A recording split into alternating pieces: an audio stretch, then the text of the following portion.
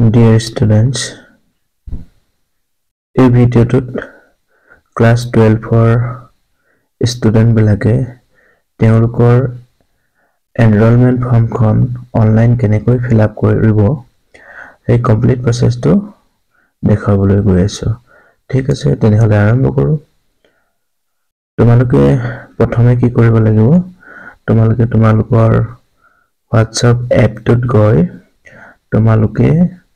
তোমালোকৰ যিটো class 12ৰ IT group আছে, তো সেই গ্ৰুপটোতে মই তোমালোকক এটা হোৱাটছআপত এটা তোমালোকক অনলাইন ফৰ্মৰ লিংক দিছোঁ। তো সেই ফৰ্মটো গৈ গ্ৰুপত এনেকৈ অ'পেন কৰি ল'বা, লিংকটো অ'পেন কৰি ল'বা।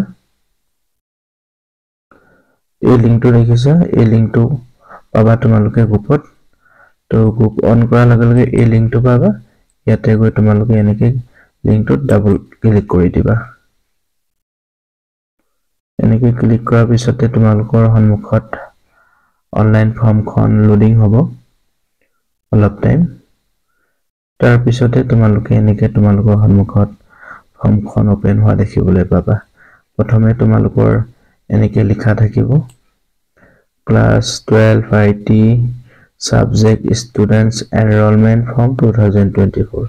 ঠিক আছে, subject IT elective vocational subject এনেকৈ লিখা থাকিব। এইখিনি তোমালোকে একো কৰিব নালাগে।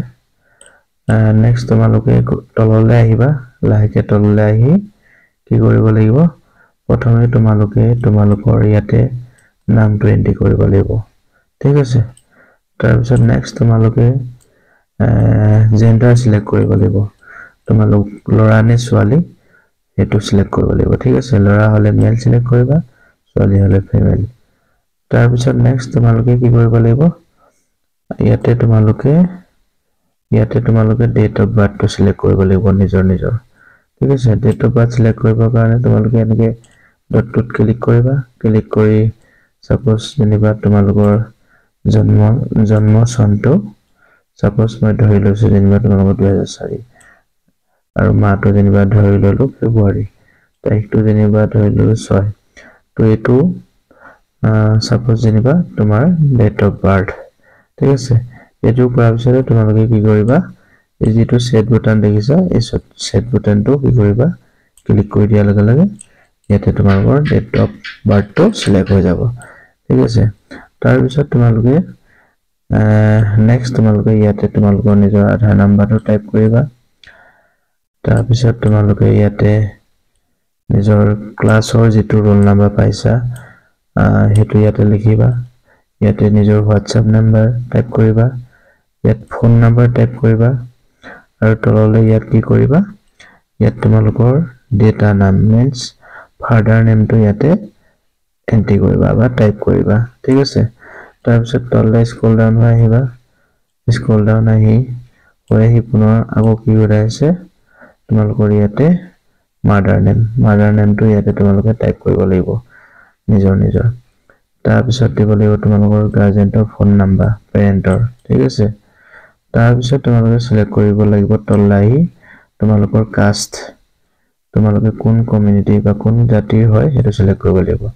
OBC হ'লে OBC, ST হ'লে ST, SC হ'লে ST, জেনেৰেল হ'লে জেনেৰেল, টি টাইপ হ'লে টি টাইপ, আদাৰ যদি হয় আদাৰ চিলেক্ট কৰিবা। এনেকৈ আদাৰ চিলেক্ট কৰি ইয়াতে আদাৰত লিখি দিবা কি কাষ্টৰ হয়। ঠিক আছে, তাৰপিছত লাহেকৈ তললৈ আহিবা। তোমালোকক তাৰপিছত সোধা হৈছে যে BPL পেকেটত দিয়া আছে ইয়েছ ন, মানে BPL হয় নে নহয় সেইটো সোধা হৈছে। যদিহে তোমালোকৰ BPL কাৰ্ড আছে তেতিয়াহ'লে ইয়েছ দিবা, যদি নাই তেনেহ'লে নো দিবা।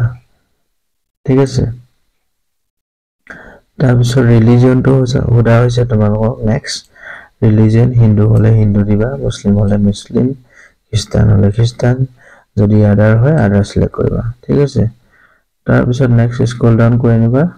ইয়াতে তোমালোকে কি কৰিব লাগিব, ইয়াতে তোমালোকে তোমালোকৰ হোম এড্ৰেছটো লিখিব লাগিব। ইয়াতে হোম এড্ৰেছ বুলি ক'লে প্ৰথমে কি লিখিব লাগিব, নিজৰ গাঁওখনৰ নাম, ভিলেজ, পোষ্ট অফিচ, PS এনেকৈ কৰি লিখি যাবা। PS তাৰপিছত ডিষ্ট্ৰিক্ট লিখিবা, ডিষ্ট্ৰিক্ট লিখি ষ্টেট লিখিবা, তাৰ পিনক'ডটো লিখি হোম এড্ৰেছটো এৰি দিবা ঠিক আছে তাৰ পিছত তোমালোকে নেক্সট ইয়াতে কি কৰিব লাগিব upload your passport size photo মানে তোমাৰ এখন passport size photo এখন ইয়াতে আপলোড কৰিব লাগিব তাৰ কাৰণে এই এড ফাইল বটনত ক্লিক কৰিব লাগিব ঠিক আছে এড ফাইল বটনত এনেকৈ ক্লিক কৰিবা ক্লিক কৰাৰ লগে লগে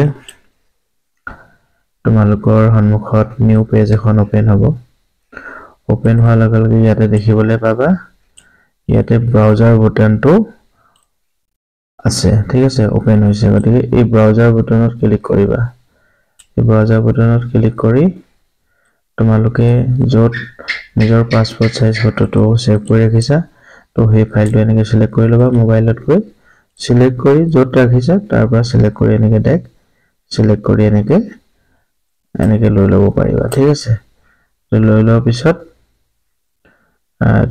পিছত এনেকৈ আহি যাব অকণমান টাইম লোডিং হ'ব আপলোড ল'বলৈ ঠিক আছে মই এটা কেনসেল কৰি দিছো মই যেহেতু তোমালোকক ডেমো হিচাপে দেখাইছো এটো কৰাৰ পিছত নেক্সট তোমালোকে ইয়াতে কি কৰিব লাগে জাস্ট আপলোড ডেটটো সিলেক্ট কৰিব লাগে এটো বাই ডিফল্ট লৈ নিজে ঠিক আছে নিজৰ টাইপটো অটোমেটিক লৈ এটো সেটিং কৰিব লাগে একো নাথাকে জাস্ট তোমালোকে ক্লিক কৰি এটো সেট বটনত গৈ ক্লিক কৰি দিবা ফাইনালি তোমালোকে কি কৰিবা এই সাবমিট বটনটো যে দেখিছা এটো সাবমিট কৰি দিবা তোমালোকৰ ৰেকৰ্ডটো সাবমিট হৈ যাব আৰু এটা মেছেজ শো হ'ব তোমালোকৰ স্ক্ৰিনত your record has been submitted বা your record has been successfully submitted বুলি এটা মেছেজ হ'ব তেতিয়া জানিবা যে তোমালোকৰ ৰেকৰ্ডটো সাবমিট হৈছে আৰু মই এই ডাটাখিনি মই অনলাইন গুগল ফৰ্মত মই তোমালোকৰ ডাটাখিনি পাই যাম ঠিক আছে তো এখিনি আছিল প্ৰসেসখিনি তোমালোকক জনাবলগীয়া আশা কৰো ভিডিওটো তোমালোকক হেল্প কৰিব বুজাত আৰু আগলৈ এনেকুৱা ধৰণৰ ভিডিওবিলাক পাবলৈ তোমালোকৰ কাৰণে খুলিছো তোমালোকৰ ITE চেনেলটো তোমালোকে সাবস্ক্ৰাইব কৰি ৰাখিবা বেল আইকনটো ক্লিক কৰি ৰাখিবা যাতে ভৱিষ্যতে এনেকুৱা ধৰণৰ টেকনিক্যাল ভিডিওবিলাক বা সিলেবাস ৰিলেটেড ভিডিওবিলাক পাবৰ কাৰণে ঠিক আছে থ্যাংক ইউ ফৰ ওয়াচিং